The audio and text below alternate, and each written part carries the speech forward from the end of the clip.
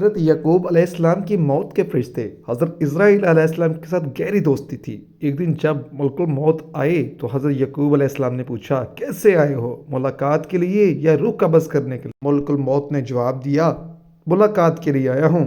آپ علیہ السلام نے فرمایا، مجھے آپ سے ایک خاص بات کہنی ہے۔ جب میرا وقت وفات قریب آئے تو مجھے پہلے بتا دینا، یعنی مجھے قاصد کے ذریعے خبر دے دینا۔ چنانچہ ملک الموت نے وعدہ کیا کہ موت سے پہلے قاصد روانہ، لیکن جب وقت قریب آیا تو آپ خود آ گئے۔ حضرت یعقوب علیہ السلام نے فرمایا، آپ نے تو وعدہ کیا تھا کہ میں نے پہلے قاصد بھیجوں گا، لیکن آپ خود آ گئے۔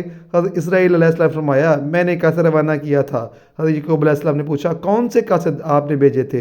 حضرت اسرائیل علیہ السلام نے فرمایا، پہلا قاصد یہ تھا کہ آپ سے بال سفید ہوئے، دوسرا قصد یہ تھا کہ آپ کی جسم سے چستی اور توانائی ختم ہو گئی، تیسرا قصد یہ تھا کہ آپ کا بدن جھک گیا۔ کیا میرے تینوں قصد آپ کے پاس نہیں آئے؟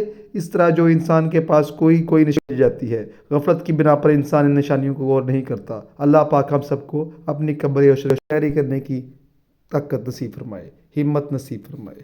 آمین ثم آمین، اور ہمارا خاتمہ ایمان بالخیر پر ہو۔ آمین ثم آمین۔